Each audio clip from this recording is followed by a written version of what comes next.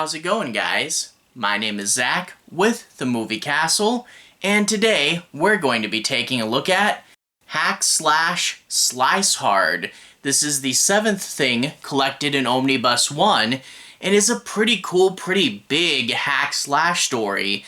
The idea that Cassie and Vlad would find a lab that's experimenting on slashers. They have several that are under sedation, and of course, no problem at all, right?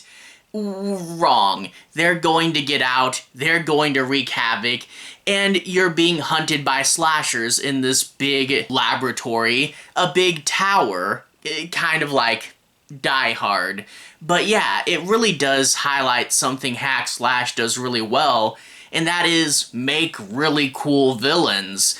All the villains that get let out are fun, cool, over-the-top characters, each of which could hold their own story, but teaming them all together, really, really interesting. And we do get a mix of some new villains, but also reoccurring ones. Keep an eye out for faces you may have seen before, but only slightly, like Hibachi Devil returning from trailers. That's pretty cool. Overall with this one, we get tons of fun, over-the-top action, a bunch of slasher killing with a bunch of slashers that are all really cool, unique, and different. Maybe it's not as character-driven as previous hack slash stories, but still, a little bit towards the beginning and the end, you do get some moments of that where they talk about not messing with slashers, not trusting it, but also this other life Cassie and Vlad could have had if they teamed up with the laboratory. It would have been selling out for evil, but maybe they could have had stability. Interesting thoughts that, again, aren't super explored because this is mostly about the action, but still a story that I really did like. Really big, really fun, and tons of cool slashers in this one. I guess in order to talk about this in more detail, let's go ahead and switch to the close-up camera. I'll show you guys some of the story and some of the art. No major spoilers, but without further ado, let's switch to the close-up camera. Alright, here we are inside the castle, taking a closer look at Hack Slash Slice Hard.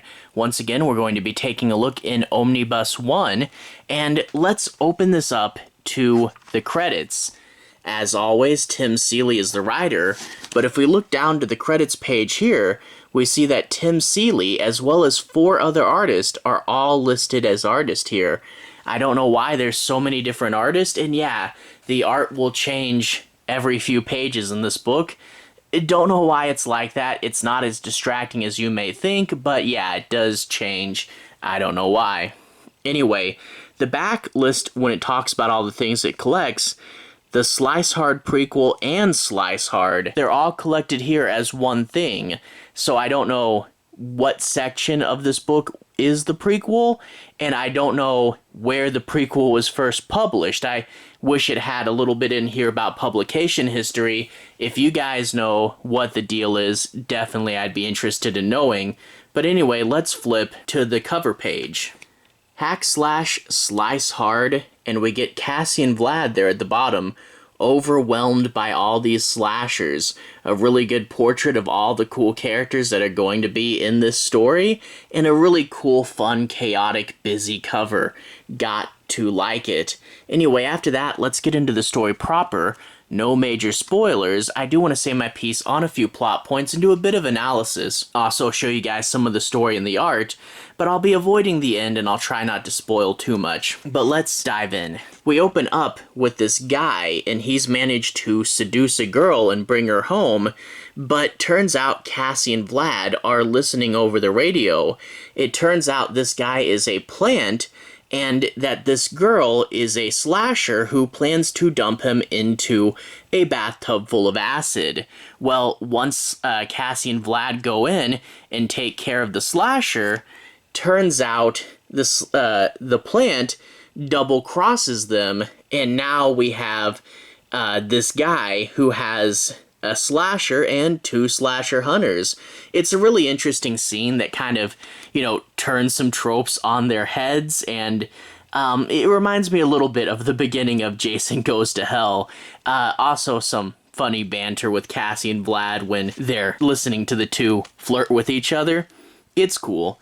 But anyway, while Cassie's under, we get a dream, a fond moment with her mother that will kind of, serve to contrast when she becomes a slasher. And yeah, another nightmare for Cassie. I also like, if you look at her bed, there's the pink rabbit she had to fight in Land of Lost Toys, and a few other Easter eggs on her shelf as well. And anyway, Cassie wakes up and she is quite angry.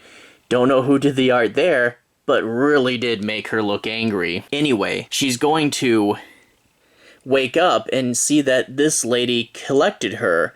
She's a former Miss America who, after being disgraced, went into big beauty products, and now she has this lab, and there's some people in the tubes in the center, and when Cassie sees who they are, yeah, we're going to get Cassie very, very angry because they are slashers. They've collected them. We get Acid Angel, who is new. We also get Hibachi Devil, who is from trailers. XO, who is the Pinhead parody that we saw at the very beginning back in Euthanized, just when they were explaining who slashers were. We saw a picture of him. Now we're going to get an explanation as to who he is and what he does. We also have Mortimer Strick, the Clown, and Waking Man. All of these are cool. Really good team they've lined up here. New faces and exploring a few old things. It's really cool. I do love this group of slashers. But we also get the last bit where she talks about how slashers might hold the key to looking young longer and living longer, and that's why they're doing it. And they said, hey, we can give this procedure to Vlad, and maybe he can look like a normal person again. Wouldn't you want that for your partner? And it's an interesting idea that sadly doesn't get explored much. It's not really brought up again until the very end, and I'm like, that's kind of an interesting moral decision that I would love to see them toy over more, but that's kind of put aside for the action. Same with the science. I would love to have more theories and ideas as to why slashers are different than other people, what makes them get up again. But sadly, no more science either. So there are some interesting ideas they do put on the back burner, but they put it on the back burner for the action, and that's kind of what this book is supposed to be. Now, after that big reveal, and then going into this explanation shot, if I had to guess, I would say the prequel probably ends here, and this is probably regular Slice Hard. Just my guess, don't know for sure. But we get a delivery boy dropping off this gift basket, and in the gift basket is a teddy bear, and when they send it through the x-ray, he sees a knife, and then it turns into a cool kill, kind of reminiscent of Total Recall. The teddy bear is, of course, not just a regular bear, but Ashley from Land of Lost Toys. If you guys remember how that ends, his soul gets stuck in the bear, and now he's going to open up all the slashers.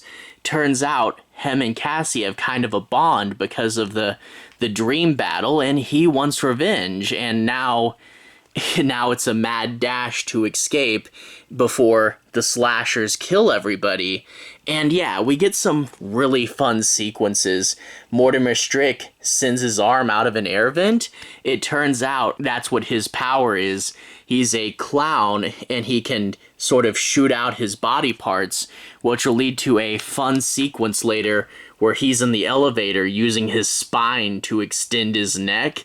A crazy cool idea. We also get a fun moment earlier on where all the slashers just get out of their prison and they need their tools, and Acid Angel burns a hole in the wall. She can only do that when she's turned on, and we get a little bit of an off-screen segment wondering what exactly happened there, but we lead to a cool picture of all the slashers with all their weapons ready to go into battle.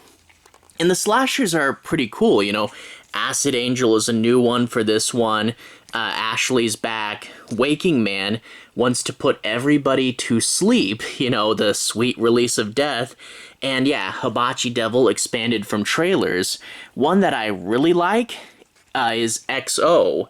You see, yeah, definitely a parody of Pinhead, but the idea that X's are for men, O's are for women, he has to kill in alternating orders and see who wins the game. It's something that should just be a fun, silly little gimmick, but even though he's just a parody of Pinhead, he turns out to be a pretty cool, scary character anyway, and we do get some fun action moments from there, and overall, yeah, Slice Hard, the slasher parody of Die Hard, it winds out to be a pretty fun, cool book with a really cool slasher team in it. I can definitely recommend it. It's hack slash going for a big, over-the-top story, and they have some really cool characters and some cool sequences. Again, the action does push aside the science and the morality of, maybe turning Vlad normal, but it still is a cool story and I can definitely recommend it. Anyway, to everyone who's watched so far, thank you for watching. To everyone who's liked and subscribed, thank you. You really are helping the channel out. I'll leave a relevant playlist on the bottom. This should be my hack slash playlist. If you want to see my reviews for the other entries in the series, you should be able to find them there. Anyway, have a good day. See you guys again very, very soon. Relevant playlist on the bottom. Have a good day now.